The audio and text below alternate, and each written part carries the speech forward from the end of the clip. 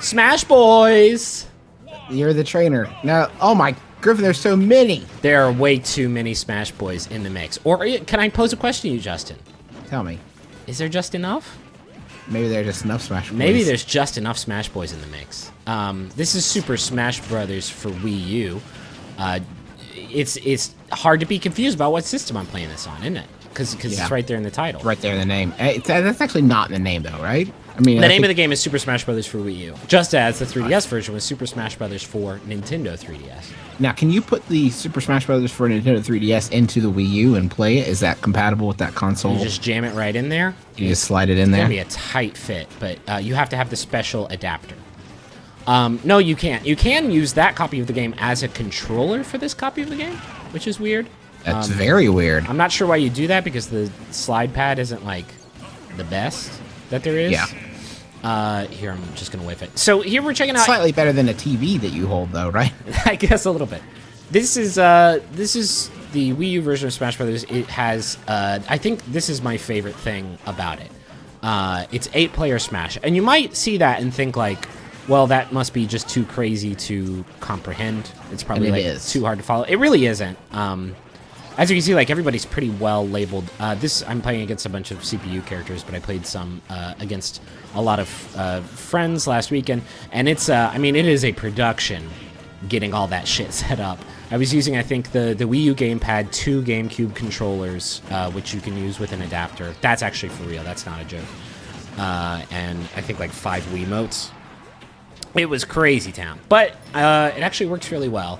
And as you can see, everybody's, you know, labeled with P1, P, you know, through P8, all very distinct colors. So it's actually pretty easy to follow what's going on in the battlefield.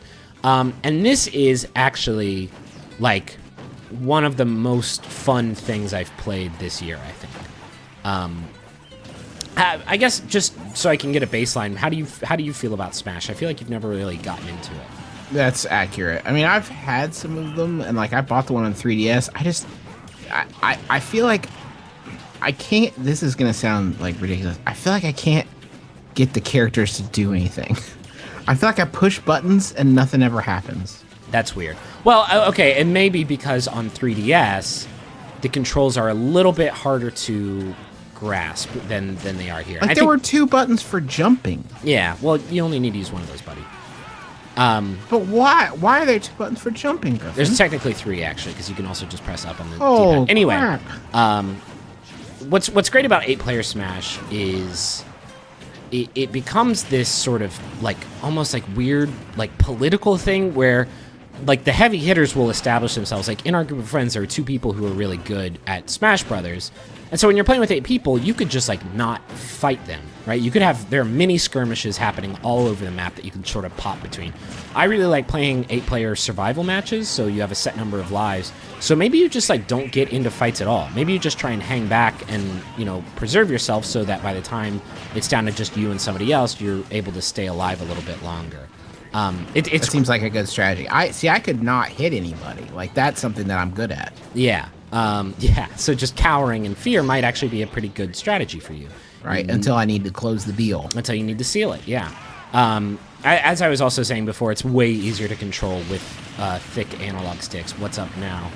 Just deucing on Wario there.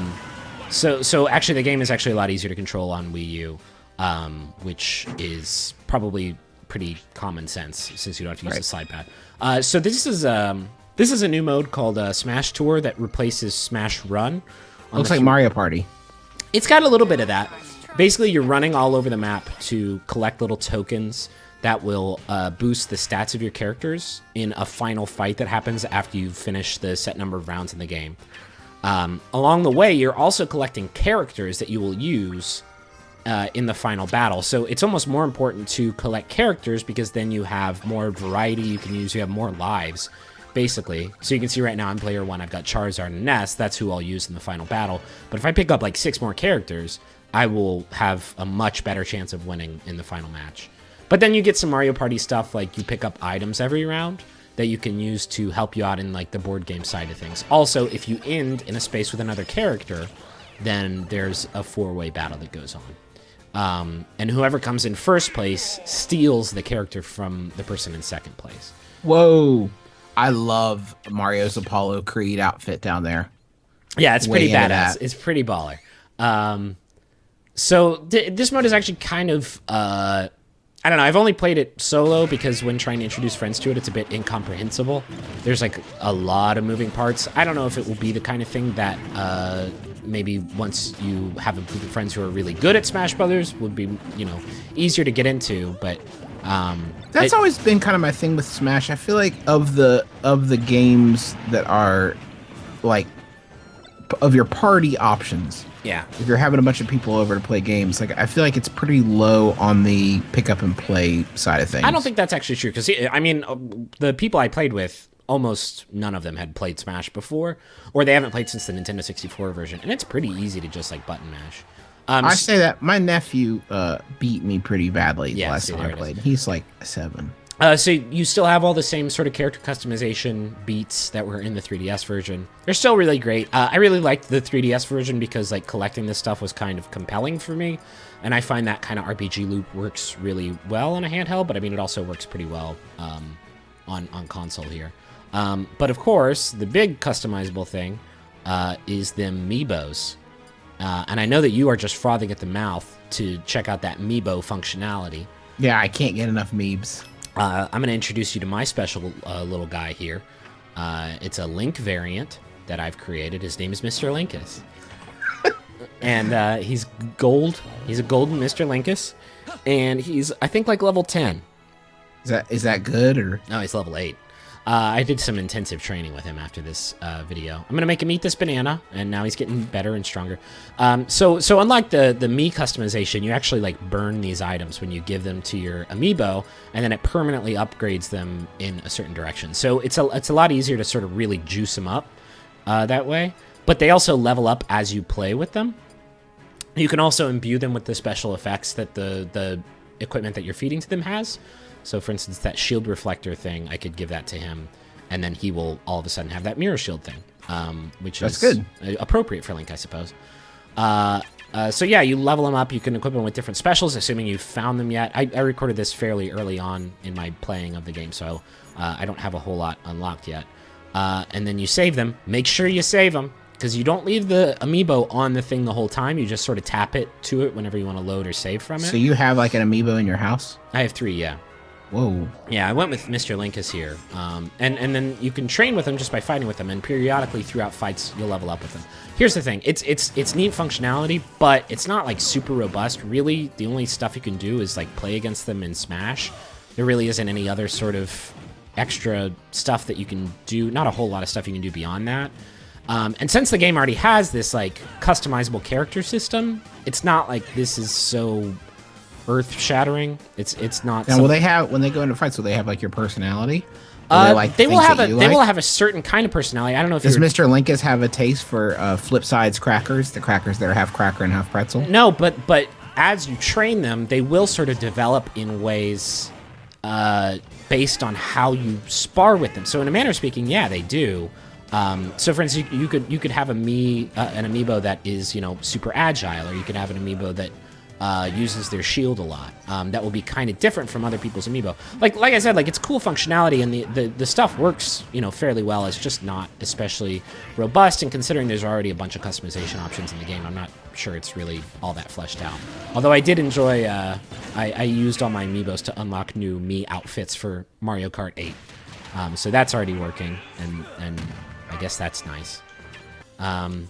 So the stage builder is actually really cool this time around. It's something that I think was in the last couple Smash games, but I never really got into. But on Wii U, it's a lot easier to make stuff because all you have to do is trace stuff with your gamepad, and then it automatically makes those shapes. So boop, just like that, made a little boat. It's adorable. And made a little earthen boat.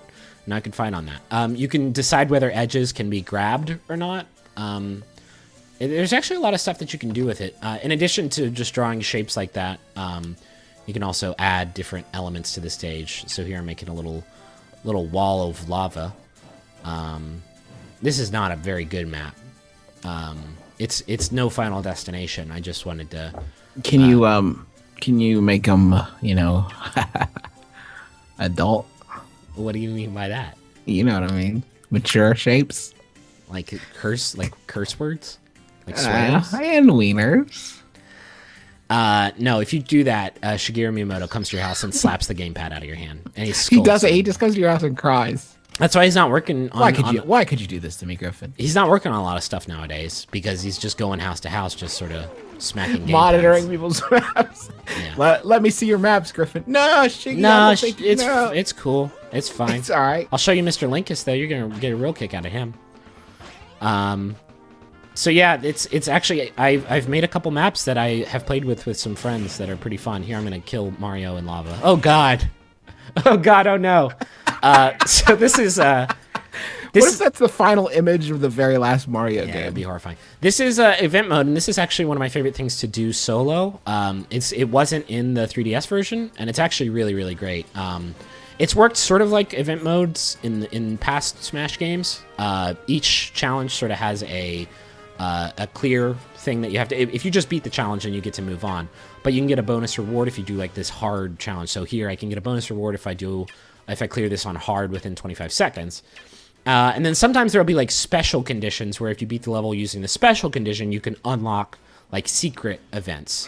So there's a lot of stuff going on. So this is almost all the events have like special themes to it. So this one has all the fastest characters in the game, and their speed has been like doubled. So Sonic speed doubled? That sounds dangerous. Yeah, that's why I'm just sort of standing still and smash attacking, because like if I tilt the analog stick too hard, I run off the earth.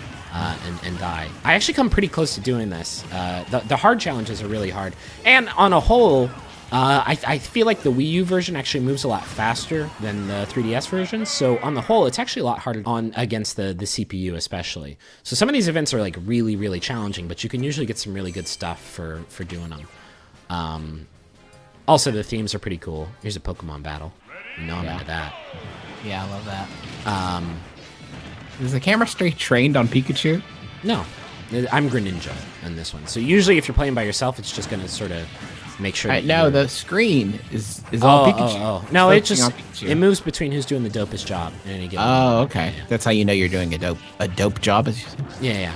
I'm not very good with Greninja either. Here's the God's honest truth. I'm pretty bad with all of like the Nintendo characters. I mainly only play as my Mii, because I guess I'm like... How are you with Solid Snake? He's not in this one. Okay. Downgrade. I guess. I mean, it has like 1,400 Fire Emblem characters, which I'm more into, I think, than Mr. Snake.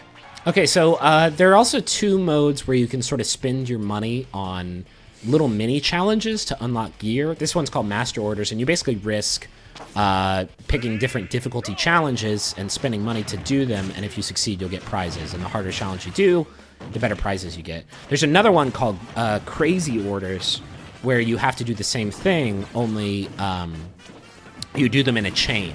So if you fail at any time, you lose all the rewards you've unlocked. And you can choose when to end your chain, but in order to do so, you have to do a boss fight. And your damage that you sustain is actually persistent throughout those challenges. So you can do like 7, 8, 9 challenges if you don't take too much damage. But at the end of those challenges, you're going to have to do that boss fight. And if you lose the boss fight, you lose everything. So it's actually a pretty cool like risk-reward system.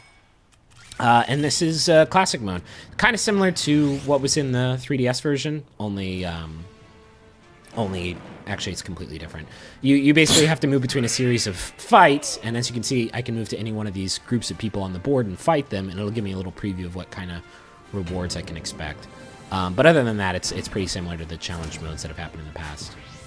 Griffin, do you ever look at Smash Brothers when you're me and think, I bet this is how all video games look to my nanny? Yeah, I think so. Yeah, probably. Are you saying that because it's just like really crazy and hectic and inscrutable, or because it's like, you got to use the Pac-Man to eat the Marios? Like both, I guess. I think Smash Brothers is how all video games look to a grandparent. Probably, maybe. But it's also like extremely, extremely fun. I've spent so much time with it. I've played it with my group of friends, and like this has been the year of local multiplayer, sort of roping my group of non-gaming friends into games. And I think how do you bridge that topic? I mean, with stuff like, I don't know, stuff like Fibbage, stuff like, I mean, Just leave it on. maybe. I don't know. It really has been that year for me, though, and I think this is a pretty perfect way to close it out, because this is one of, like, the most fun games. Like, all things considered, one of the most fun games I've played all year. So, this is Smash Brothers. Stay tuned. We'll have more videos later on this week.